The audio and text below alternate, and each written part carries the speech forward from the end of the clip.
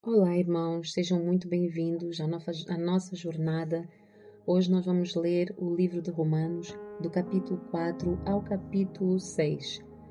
Eu peço muita atenção e concentração, porque estas cartas, elas são as cartas que nos dão as grandes revelações de como é que foi a obra da justificação em Cristo. Amém? No capítulo 4, nós vamos descobrir que Abraão foi justificado não pelas obras, mas pela fé, mostrando então que a salvação é um dom de Deus, que é algo que nós não podemos conquistar pelas nossas obras, mas sim pela fé. No entanto, também sabemos que a fé sem obras é uma fé morta, então os dois andam juntos. No capítulo 5, vemos também que Paulo nos lembra que Cristo morreu por nós quando nós ainda éramos pecadores, trazendo-nos essa reconciliação e paz com Deus. E por fim, vamos ver no capítulo 6 que aprendemos que ao sermos libertos, do pecado, somos chamados a viver para Deus, pois o salário do pecado é a morte, mas o dom gratuito de Deus é a vida eterna em Cristo Jesus. Então que esta leitura de hoje fortaleça a nossa fé, o nosso entendimento e que nos ensine e nos leve a viver um caminho em santidade. Amém? Então, livro de Romanos, capítulo 4. Abraão como exemplo de fé. Do ponto de vista humano, Abraão foi o fundador da nossa nação. O que descobriu ele? Se as suas obras o tivessem tornado justo, ele teria motivo para se vangloriar, mas não perante Deus. Pois as Escrituras dizem: Abraão creu em Deus e assim foi considerado justo. O salário daquele que trabalha não é um presente, mas um direito. Contudo, ninguém é considerado justo com base no seu trabalho, mas sim por meio da sua fé em Deus, que declara justos os pecadores. Davi também falou a esse respeito quando escreveu a felicidade daqueles que são considerados justos sem terem trabalhado para isso. Como são felizes aqueles cuja desobediência é perdoada, cujos pecados são cobertos. Sim, como são felizes aqueles cujo pecado o Senhor não leva em conta. Por acaso essa bênção era apenas para os judeus ou se estende também aos gentios incircuncidados? Já dissemos que Deus considerou Abraão justo por meio da sua fé. Mas como é que isso aconteceu? Ele foi considerado justo somente depois de ter sido circuncidado ou antes disso? Está claro que foi antes dele ter sido circuncidado. A circuncisão era um sinal de que Abraão já possuía fé e que Deus já o havia declarado justo, mesmo antes de ele ser circuncidado. Portanto, Abraão é o pai daqueles que têm fé, mas não foram circuncidados. Eles são considerados justos por causa da sua fé. E Abraão também é pai daqueles que foram circuncidados, mas somente se tiverem o mesmo tipo de fé que Abraão tinha antes mesmo de ser circuncidado.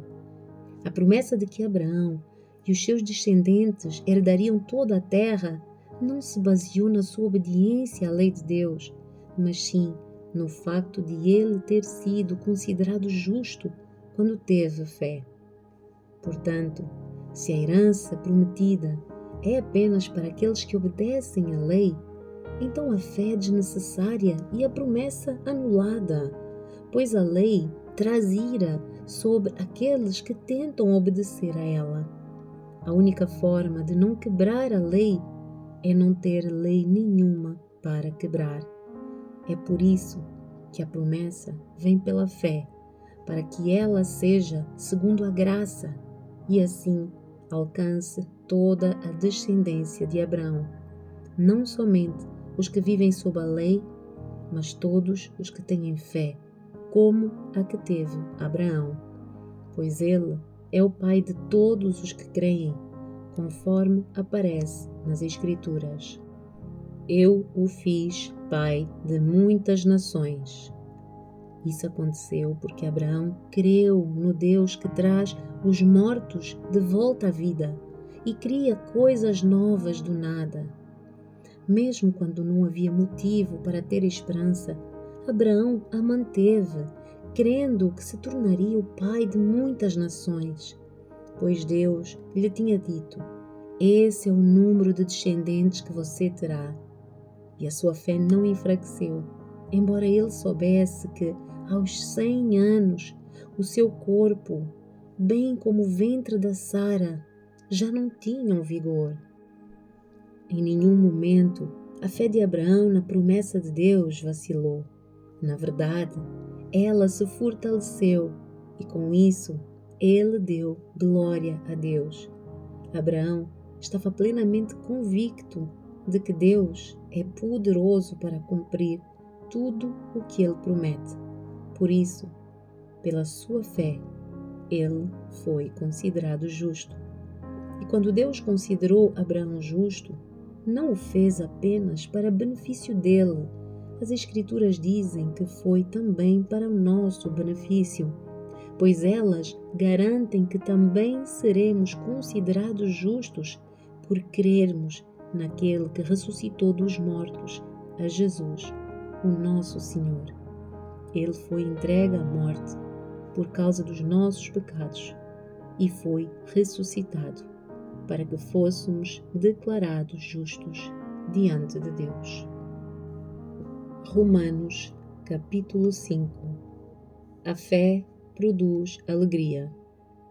Portanto, uma vez que pela fé fomos declarados justos, temos paz com Deus por causa daquilo que Jesus Cristo, nosso Senhor, fez por nós.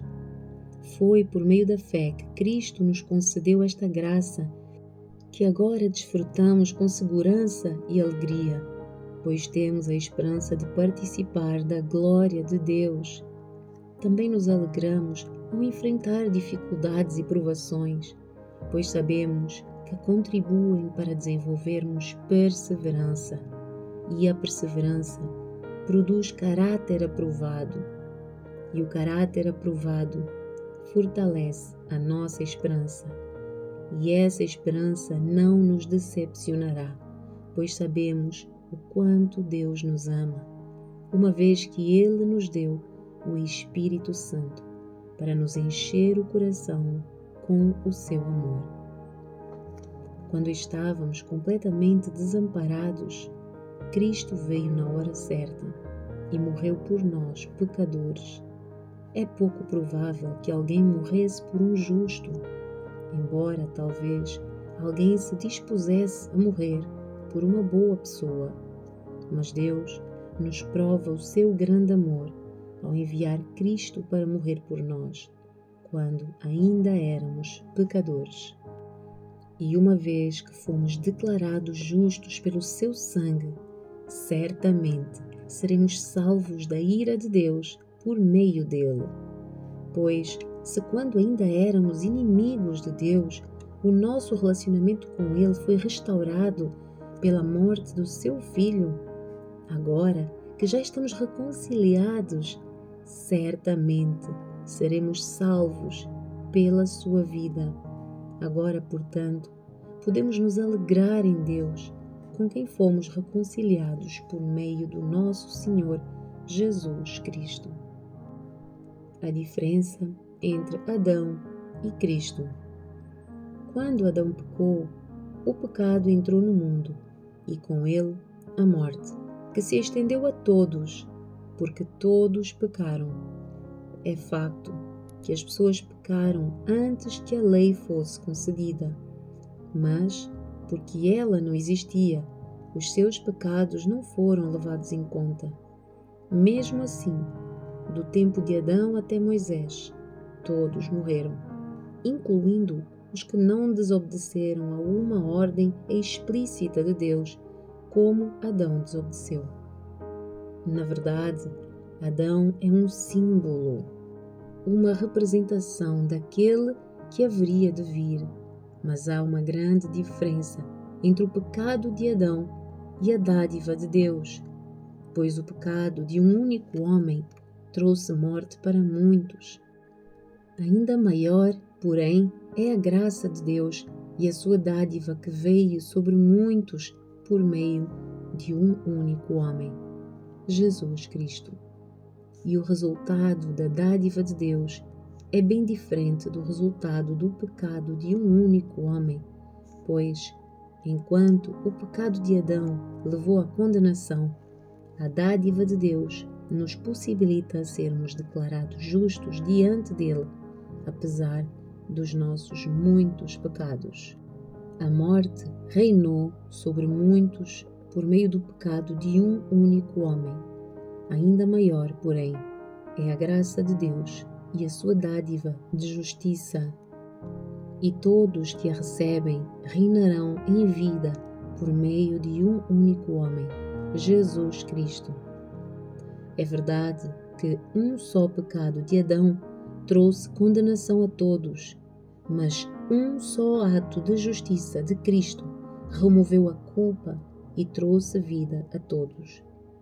Por causa da desobediência a Deus de uma só pessoa, muitos se tornaram pecadores, mas por causa da obediência de uma só pessoa a Deus, muitos serão declarados justos. A lei foi concedida para que todos percebessem a gravidade do pecado, mas à medida que o pecado aumentou, a graça se tornou ainda maior.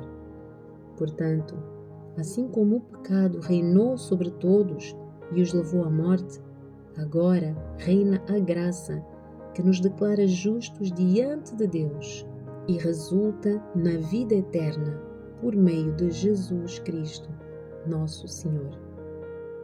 Romanos, capítulo 6. Libertos do poder do pecado.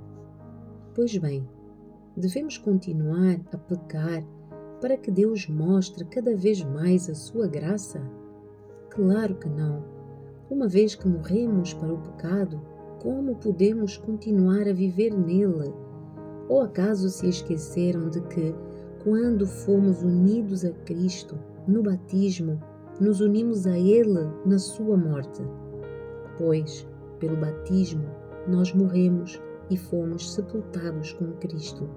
E assim como Ele foi ressuscitado dos mortos pelo poder glorioso do Pai, agora nós também podemos viver uma nova vida.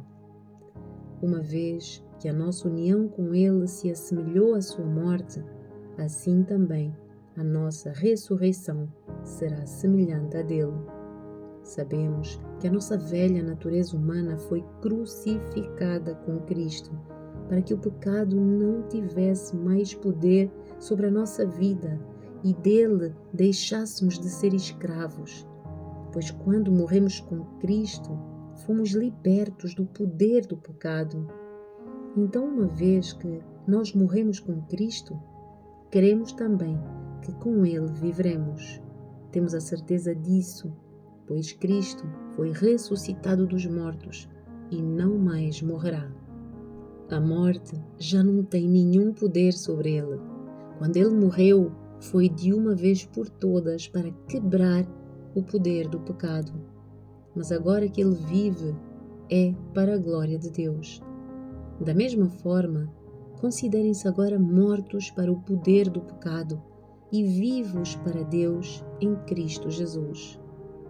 Não deixem que o pecado reine sobre o seu corpo, que está sujeito à morte, cedendo aos desejos pecaminosos. Não deixem que nenhuma parte do seu corpo se torne instrumento do mal para servir ao pecado, mas em vez disso, entreguem-se inteiramente a Deus, pois vocês estavam mortos e agora têm nova vida. Portanto, ofereçam o seu corpo como instrumento para fazer o que é certo, para a glória de Deus. O pecado não é mais o seu senhor, pois vocês já não vivem sob a lei, mas sob a graça de Deus. Pois bem, uma vez que a graça nos libertou da lei, quer dizer que podemos continuar a pecar? Claro que não. Vocês não sabem que se tornam escravos daquilo que escolhem obedecer? Podem ser escravos do pecado, que conduz à morte, ou podem escolher obedecer a Deus, que conduz à vida de justiça. Graças a Deus, porque antes vocês eram escravos do pecado, mas agora obedecem de todo o coração a este ensino que lhes transmitimos. Estão livres da escravidão do pecado e se tornaram escravos da justiça. Uso este exemplo da escravidão para ajudá-los a entender isso tudo, pois a sua natureza humana é fraca. No passado, vocês se deixaram escravizar pela impureza e pela maldade, o que os fez afundar ainda mais no pecado. Agora, devem se entregar como escravos à vida de justiça, para que se tornem santos. Quando eram escravos do pecado, estavam livres da obrigação de fazer o que é certo. E qual foi o resultado? Hoje, vocês se envergonham das coisas que costumavam fazer, coisas que acabam em morte. Agora, porém, estão livres do poder do pecado e se tornam escravos de Deus. Fazem aquilo que conduz à santidade e resulta na vida eterna, pois o salário do pecado é a morte, mas a dádiva de Deus é a vida eterna em Cristo Jesus, nosso Senhor.